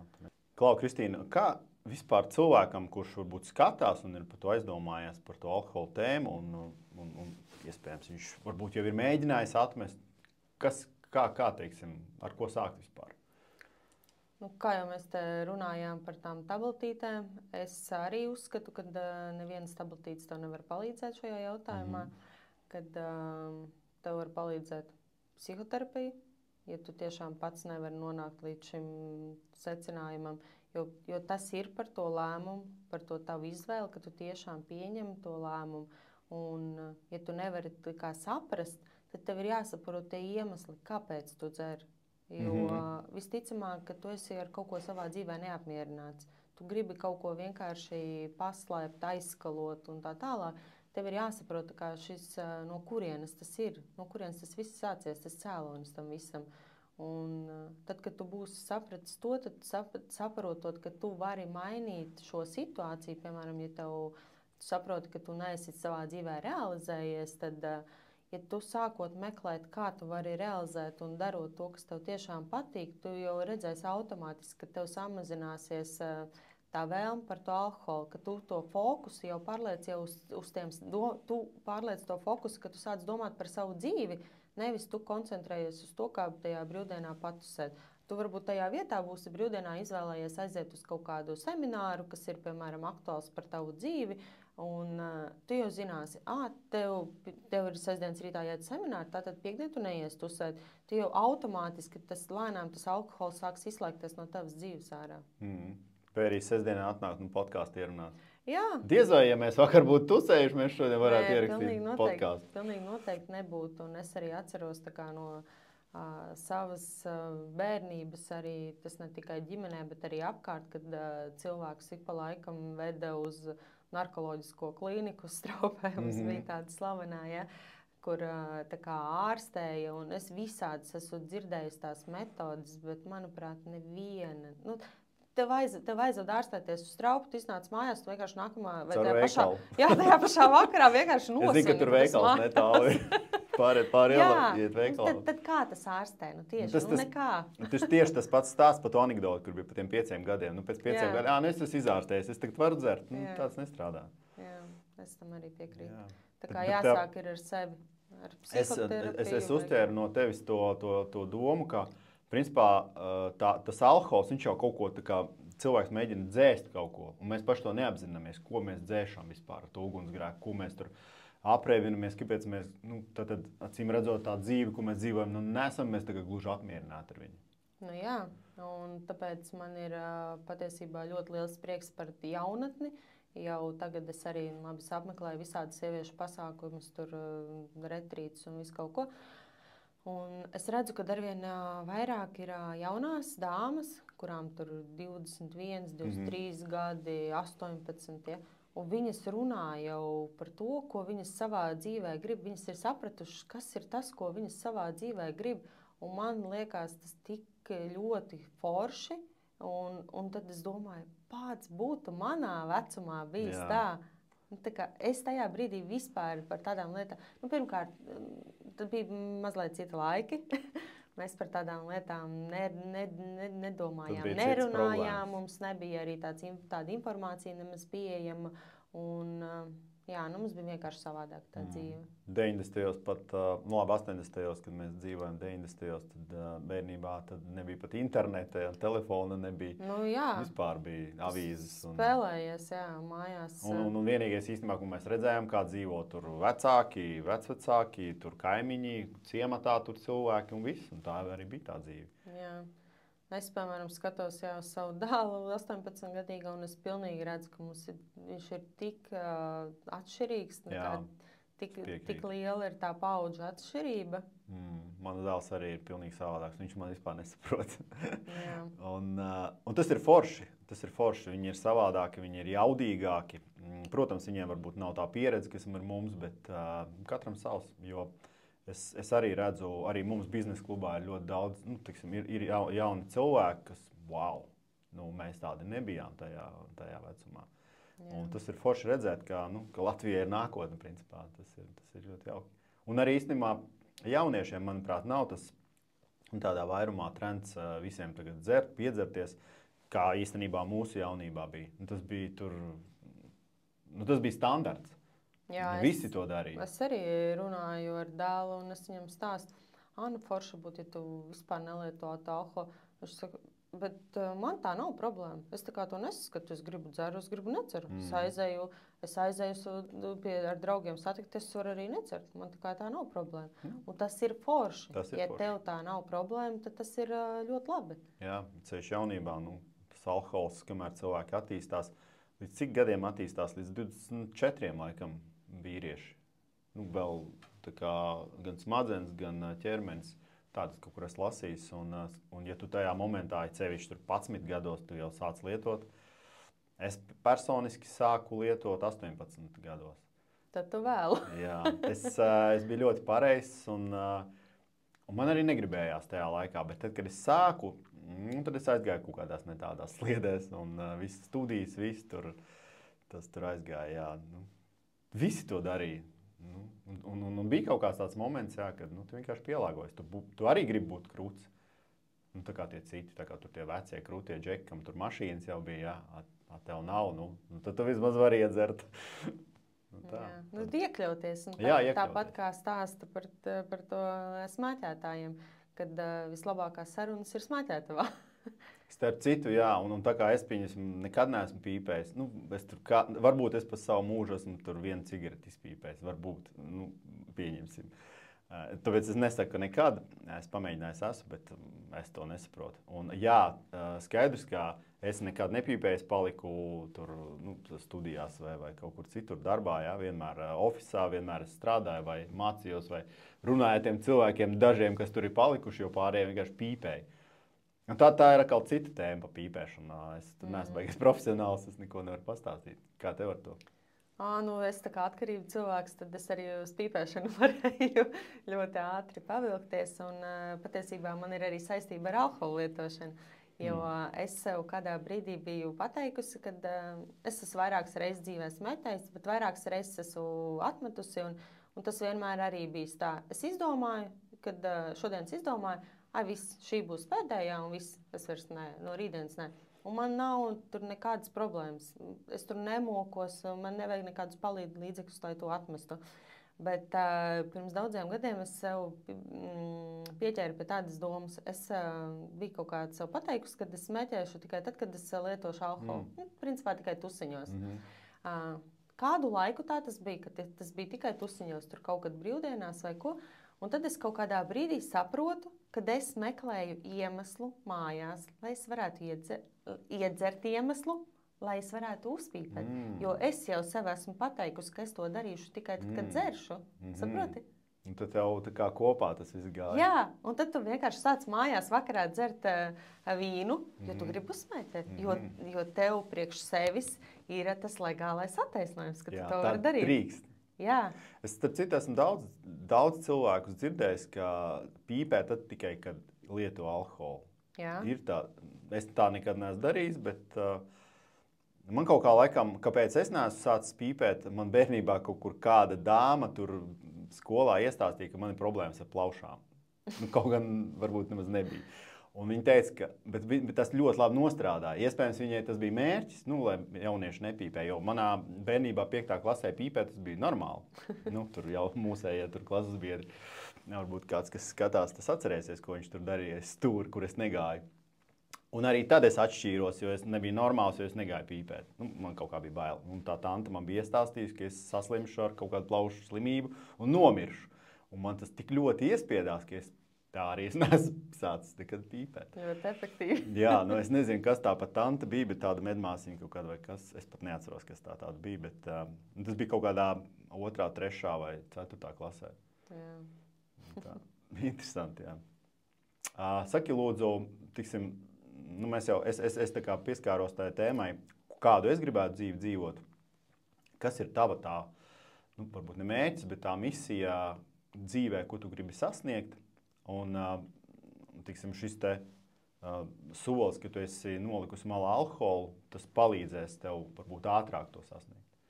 Jā, pilnīgi noteikti. Un es domāju, ka tas arī ir viens no kaut kādiem iemesliem, kad es gribēju izmainīt to savu dzīvi. Es arī sapratu, jā, lai arī man ir bijis foršs darbs, un es tiešām visu dzīvi esmu bijusi iekšā tajā grāmatvedībā, ko es esmu darījusi, un arī izveidojusi to karjeru, bet es sapratu, kad es ar šo darbu nevaru īsti dabūt to piepildījumu. Tas nav tas, ko es esmu savā dzīvē vēlējusies, jo, ja es tā paskatos atpakaļ uz savu bērnību, tad es zinu, ka es vienmēr gribēju palīdzēt cilvēkiem. Man visu laiku bija tā vēlme palīdzēt cilvēkiem, tikai es nevarēju saprast, kā es to varētu darīt.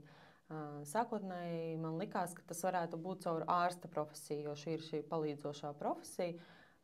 Ātri vien sapratu, ka man ir bail no asinīm, un kad es vispār nevaru paskatīties uz tādām lietām, un kad tas nebūs man piemērots. Un tā es kaut kā to noliku malā, un to grāmatvedības vienkārši tas kaut kādā arī sakritības dēļ, kāpēc es viņas izvēlējusies, un arī tomēr tā ir tāda savā ziņā godājama profesija, Protams. Kurā strādāt, jā, un kad tu dzīvo savā ziņā, es pat varētu teikt, ka es 38 gadus dzīvoju citu cilvēku dzīvi, es pat nedzīvoju savu dzīvi, jo es vispār nesapratu, tu esi tik ļoti tajā iekšā, ka tu gribi kādam izpatikt, tu gribi kādam pielāgoties, tu gribi iekļauties tajā vidē, tu gribi iekļauties tajā sabiedrībā, tajā kolektīvā un visur, ka tu vienkārši neesi tu pats. Pazaudē sevi. Jā, un tad, kad tu sāc kļūt patiesāks pret sevi, tad, kad tu pārstāji lietot šo alkoholu, tad, kad tu saproti, sāc meklēt tos cēloņus, kāpēc tu ir kaut ko savā dzīvē neapmierināts, tad tu nonāc līdz tam, kad tomēr šis ir tas. Un tad es sapratu, jā, es varu strādāt šī darbā tiešām, un nav tā, ka man tieši riebjās un ka es negribu uz viņu iet, bet es tādā ilgtermiņā, ja skatos, tad es neredzu to savu pienesumu, kā es varu palīdzēt pasaulē, mūsu sabiedrībai, kā jebkuram cilvēkam es varu palīdzēt ar to, ko es daru. un kas būtu tā kā saistīts tieši ar to palīdzības tēmu. Un, jā, un tad es sāku vienkārši meklēt, kas ir tas, kādā veidā es varu tiešām būt noderīga cilvēkiem. Tad šī nērtā tēma, tā par alkohola lietošanu, tad tas ir viens tas veids, kā es varu palīdzēt varbūt kādam atteikties no tā, vai vispār saprast tās savas sajūtas. Jo mēs kaut kādā ziņā droši vien mums ir kauns vispār par to runāt. Protams. Un mums ir grūti par to atklāti runāt un dalīties par to, kāpēc ka tu tā esi darījis, atzīt, Kristīna, tu biji alkoholiķe. Jā, un es tev pilnībā piekrītu, jo tajā laikā, kad es lietoju, es jau sapratu, ka tie pēdējie gadi, es sapratu, ka nav kaut kas riktīgi. Tādai nevajadzētu būt dzīvei. Un arī cilvēki man apkārt teica, hei, jā, laikam tur varbūt pa daudz un tā, bet tas, ko tu pareizi arī piefiksēji, ka atzīt to, ka, hei, jā, man bija, un reku es esmu tagad, un man vairs nav, jebkurš var atteikties, ja tā ir problēma. Mēs jau nerunājam par tiem, kuriem varbūt nav tā problēma, bet tiem, kuriem ir problēma, jebkurš var atteikties un dzīvot ļoti labu dzīvi.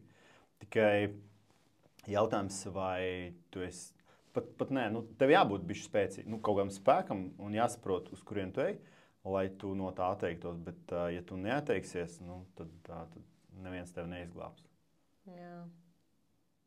Jā, un tad paturpinot par to dzīves misiju, es vienkārši sapratu, ka ar to, kad es lietoju alkoholu, es nekādīgi nevienam nepalīdzu. Un es nevaru nekādīgi nevienam palīdzēt. Un saki lūdzu par to misiju runājot, kā tieši tu gribi palīdzēt cilvēkiem? Šobrīd tas, kā es to redzu, ir, kad es varu dalīties nakt un stāstīt par šo tēmu. Es varu arī stāstīt un dalīties par to, kā ir piedzīvot vardarbību gan ģimenē, gan attiecībās. Un tad tas arī šīs nedēļas kontekstā es sapratu, ka ir viens mans sapnis, kurš ir vairākas reizes ik pa kādam laikam atlikts. Un tad es sapratu, ka es gribētu savu organizāciju, biedrību, kas varētu palīdzēt cilvēkiem, kas ir nonākuši šajās situācijās. Jo es pati arī esmu bijusi pirms, tā jau varētu būt kādi 7 gadi. Man tiešām bija dzīvē tāda situācija, kad es jutos, ka es esmu piedzīvojis emocionālo vardarbību. Un man nebija īsti tajā brīdī kaut kādas iespējas tur pašai iet un meklēt psihoterapeitus. Un es uzzvanīju, griezos krīzes centrā Marta. Un man bija ļoti atsaucīgi speciālisti, kas palīdzēja. Un man tas iedeva tādu arī pagrieziena punktu dzīvē patiesībā. Un es ļoti daudz ko par sevi uzzināju tieši caur šo terapiju. Un es zinu, ka tas var būt arī kādam citam pagrieziens. Un, ja es varu caur šo kaut kā palīdzēt mūsu Latvijas sabiedrībai, Latvijas sievietēm, tad es ļoti priecāšos to darīt. Tieši sievietēm? Jā, tieši sievietēm. Tā kā es arī piedzīvoju tieši savas ādas to, kā vīrietim, kuram ir šīs fiziskais spēks un kuram ir lielāka ietekme gan ģimenē, gan fiziski, gan emocionāli, tad es uzskatu, ka sievietes ir mazāk pasargātas. Un kāpēc arī man, piemēram, nav dzīvē izveidojusies tāda uzticība pret vīriešiem. Jo sākot jau ar tēvu un tālāk ar savām attiecībām, visu laiku man kaut kas apstiprina par to, ka es nevaru līdz 100% uzticēties. Un neviens vēl man nav pierādījis, ka es to varētu. Un tāpēc ir tas iemesls, ka es arī, protams, saprotu, ka šī ir tā lieta, pie kā man vēl ir jāstrādā. Bet tas ir tas iemesls, kāpēc es ļoti labi saprotu, kā viņas jūtās, kā jūtās sievietes esot šādās ģimenēs un attiecībās. Un līdz ar to es uzskatu, ka es varu tādā ziņā iedot to lielāku pievienoto vērtību tam. Forši, ļoti labi. Es pat lasīju kaut kur par to, ka mēs visi dzenamies pēc naudas, pēc kaut kādām materiālām vērtībām dzīvē, ja tur krūtāka mašīna, tur foršāks drēbes, tālāk ceļojumi, vēl kaut kas. Bet dzīvē kopumā, skrienot pakaļ tām materiālām vērtībām, mēs tāpat neradīsim nekādu laimi. Kaut vai, jā, mums būs tā brīvība, bet cilvēks vispār ir uz šīs pasaules radīts tāpēc, lai viņš palīdzētu citiem cilvēkiem. Un šī te lielā misija, tā kā tu saki, tā galvenā misija palīdzēt cilvēkiem caur sevi, caur to savu kaut kādu pieredzi, manuprāt, ir ļoti forša un ļoti labi doma. Es arī to gribētu, es arī labprāt padalītos, kaut vai ja no šī video kaut viens cilvēks atmetīs alkoholu, es reāli būšu ļoti priecīgs. Jo caur tām mūsu pieredzēm, protams, ka tās mūsu pieredzes nav tas trakākais, kas pasaulē ir bijis, ja, bet vienalga mēs tāpat esam sapratuši, izgājuši tam cauri, un droši vien kādam ir tie stāsti vēl briesmīgākie, ja. Tas tā varētu būt, bet nav jau tas svarīgi, galvenais svarīgi, lai mēs viens otram palīdzam. Un, ja tu ar to biedrību var palīdzēt sievietēm, baigi forši, tad man jāpalīdz vīriešiem.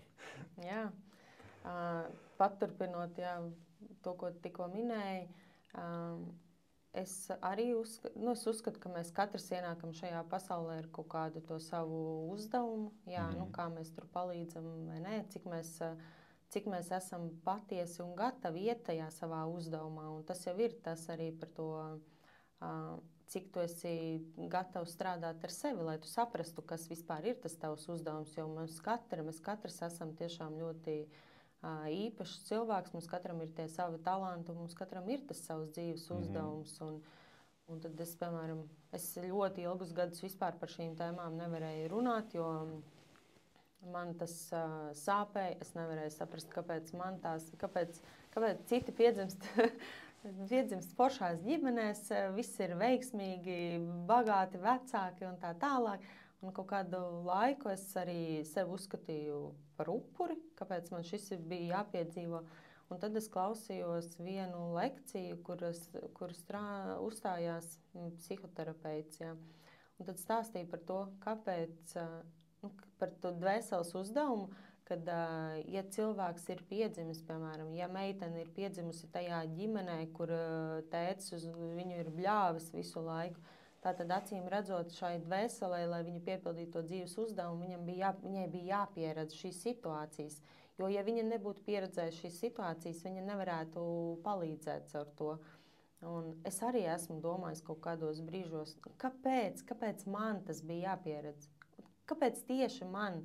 Kāpēc tieši tāda pieredze? Un tad es arī domāju, ka iespējams, ka man tas bija jāpieredz tieši tāpēc, lai es tieši šādā veidā un caur šo virzienu es saprastu arī citus sievietes, kuras to visu pieredz, un lai es varētu būt viņiem noderīga.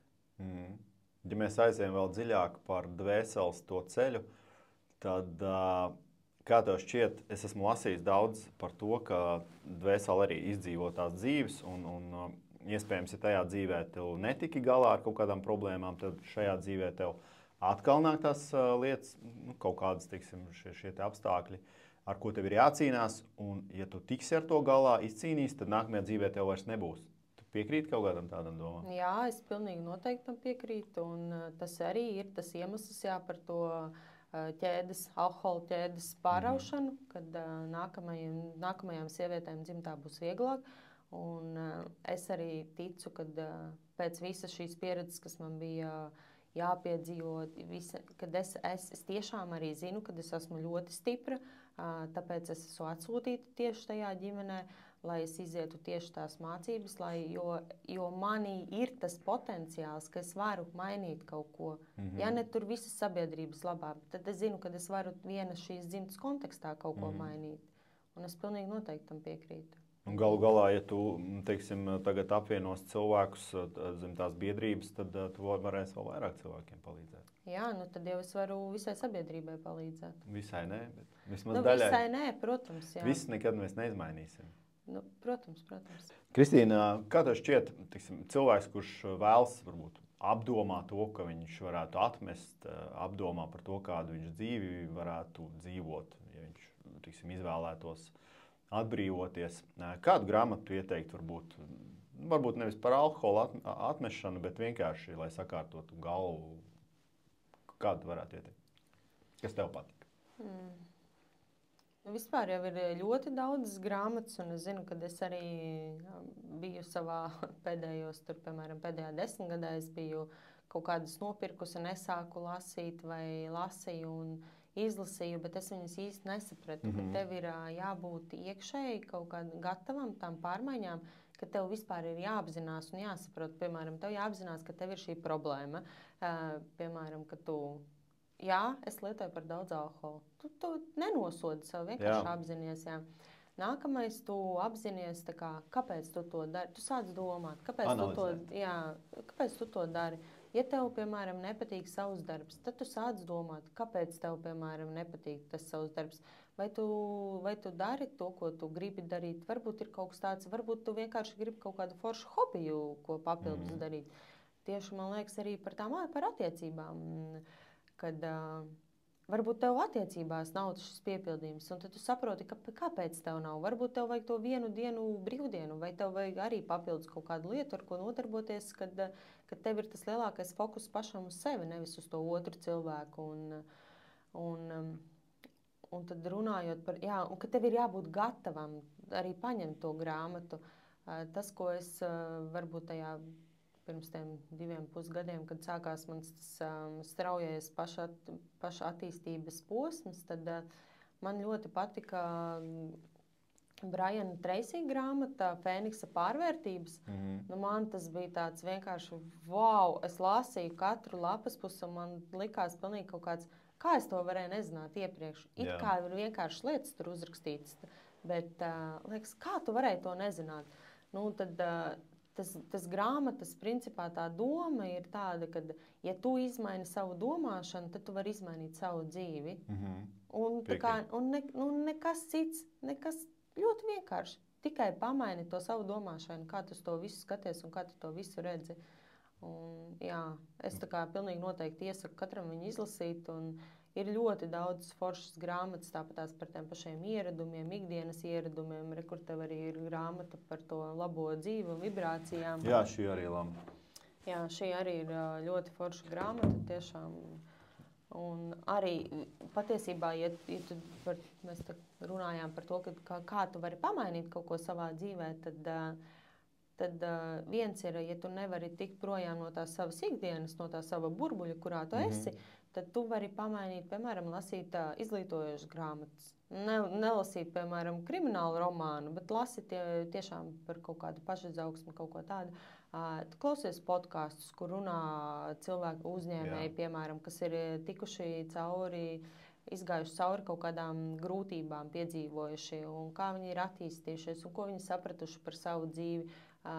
Principā, kā mēs sakam, ja tu gribi nokļūt, ja tu gribi būt uzņēmējs, tad aizej pie uzņēmēja un pasties, kā viņš to dara, ko viņš dara savā ikdienā, kādus paradumus viņš ir ieviesis, piemēram, lai viņš nokļūtu tur, kur viņš ir. Jā, piekrītu. Un īstenībā grāmatas bija arī tas, kas man izvilka. Es sapratu, ka man ir jāmācās, man ir jālasa, es YouTube ļoti daudz skatījos, podkastus dažādus, ne tikai par biznesu, jo es ar biznesu, tajā laikā, kad es atmetu alkoholu, mana biznesu vispār nebija nekāda darīšana, man bija vienkārši regulārs darbs, un brīvajā laikā es lasīju grāmatas un pierakstīju kaut kādas svarīgākas domas, un tādā veidā es kaut kā sevi gadiem lasīju grāmatas, ļoti daudz, un es izvilku sevi. Nu, es teikšu no tās bedres ārā, kur es biju. Varbūt toreiz man nelikās, ka tā ir bedre, bet ja es tagad apakaļ paskatos, viennozīmīgi tā bija bedre. Un, protams, vēl tāls ceļš jāiet, bet grāmatas lasīt vai podkastus klausīties obligāti, tas ir jādara. Un tad arī kaut vai varbūt tev nav tā sabiedrība, tu pievelcies pie tiem cilvēkiem, ko tu izlasi vai paklausies.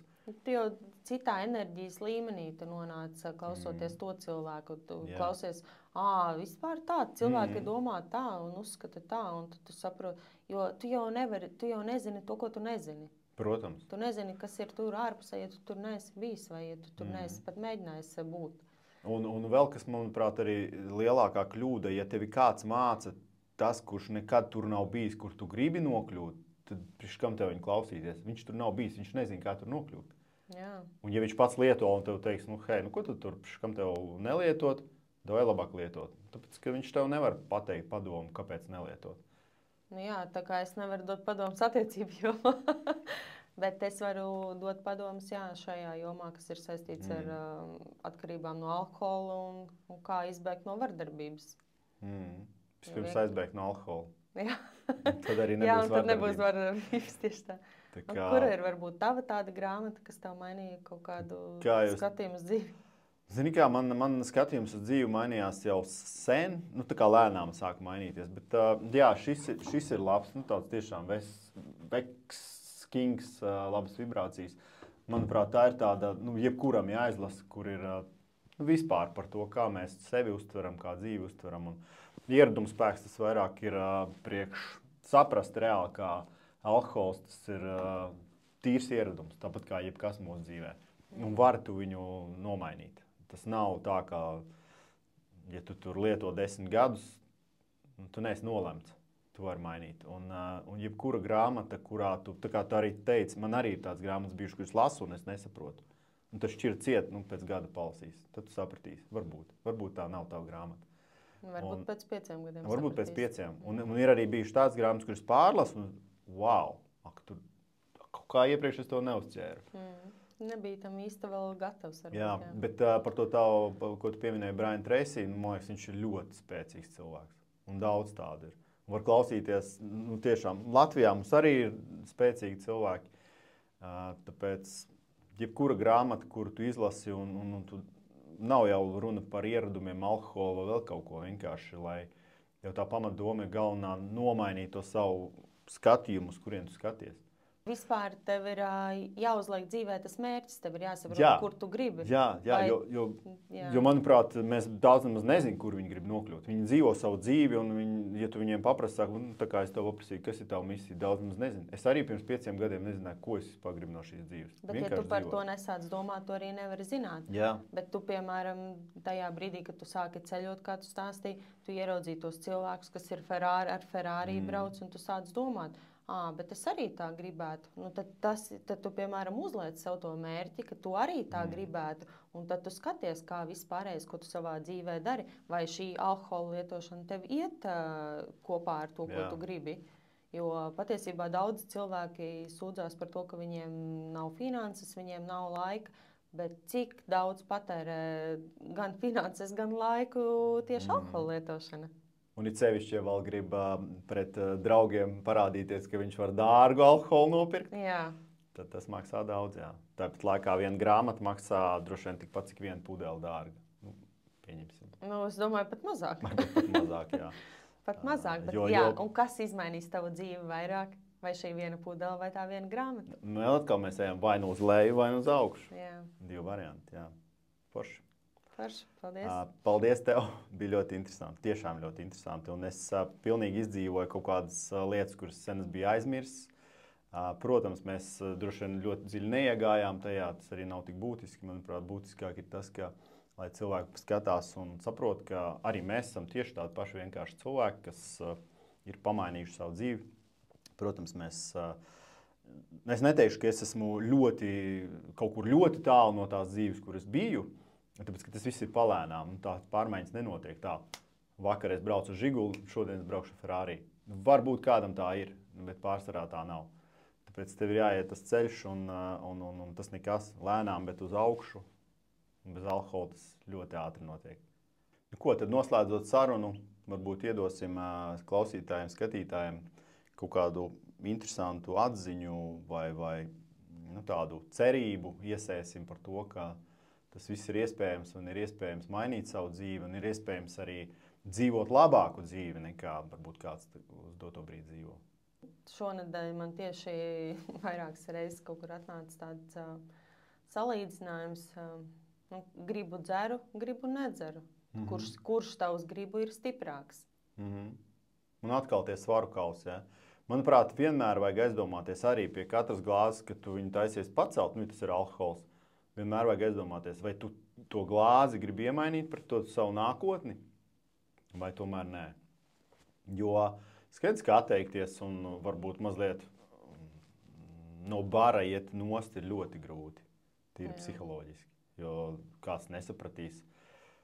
Un, manuprāt, arī par šo te, to izvēli ir tāds labs teiciens, ko tu nemaini, to tu pieņem, jo tu jau vari dzīvot tā kā ir, bet vai tas būs ok?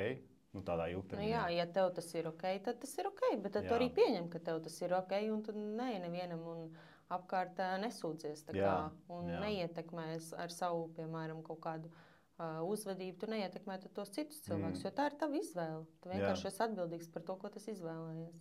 Tikai, manuprāt, ir visu laiku, ja atkal teiksim, tev ir izvēle, tad vienkārši skatīties tālumā, kur tu gribi nokļūt. Un vai tu tur nokļūsi, ja tu tagad to glāzīti pacels? Jā. Vai nē? Visdrīzāk, ka nē. Jo skaista dzīve prasa arī kaut kādus ieguldījumus no sevis.